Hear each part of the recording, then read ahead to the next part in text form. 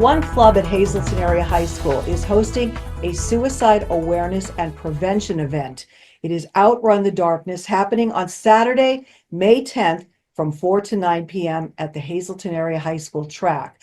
I'm pleased to be joined by the two organizers of this special event, Corinne Gerhart, an emotional support teacher for Hazleton Area High School, also the advisor of the Friends of Rachel Club, which is hosting this event, and Marissa Oakes, the co-advisor for the club and a secondary education biology teacher with the district. Corinne, let's start with you. This is the second year you're doing this event. You've changed it up a little bit this time. So I guess let's start with how successful was the first time? We were super excited to have so many people come out. We had about 500 people come out last year.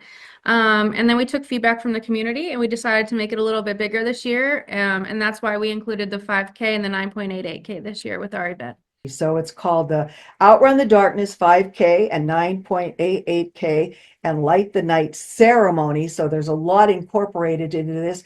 And Marissa, you guys told me the 9.88 signifies what? It's a reference to the Suicide Crisis Lifeline.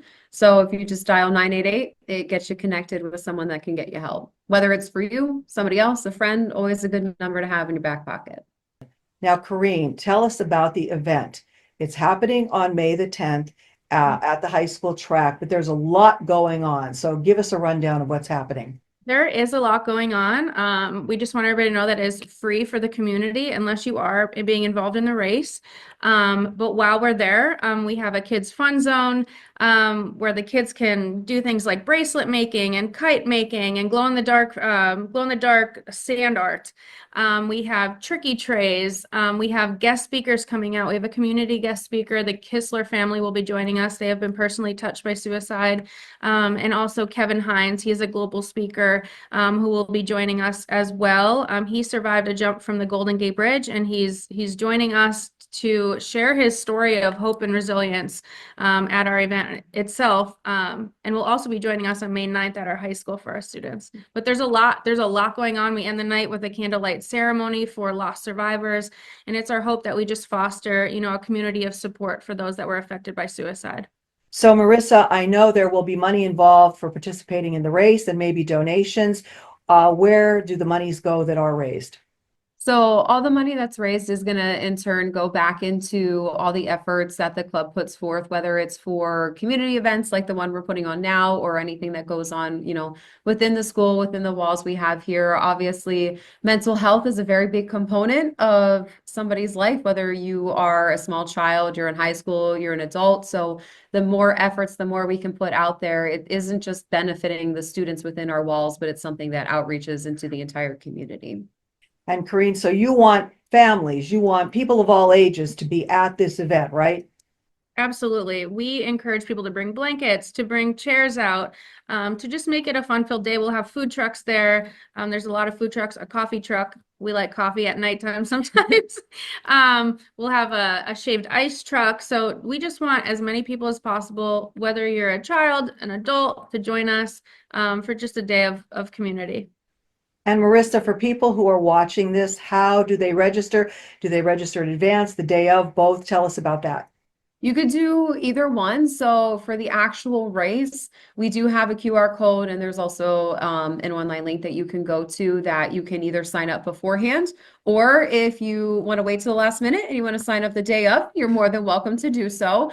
And as far as the event itself, you don't have to sign up to be there. You can just show up. It's completely free to the community. Everybody is welcome. So that aspect, you can just come as you are. But as far as the race, you will need to either sign up with that QR code ahead of time or come see us the day of.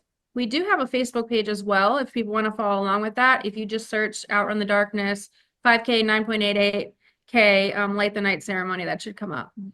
What was the reaction from people who participated last year?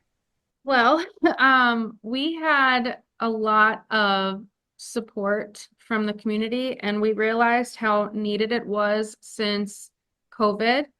It was the first time we tried to do an event like this since the entire world shut down.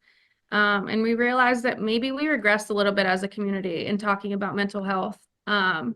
But I think now we're starting to see a fire being built where we're able to talk about these things a little bit more and reduce that stigma a little bit more. We're starting to see more people buy into being able to just talk about mental health and suicide.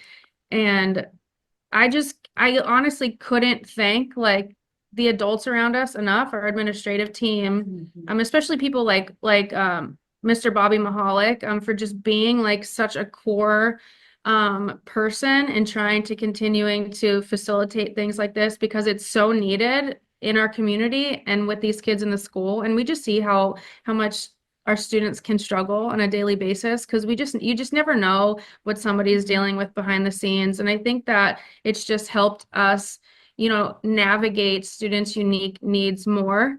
So just the outpouring of support that we've gotten has just been incredible to watch.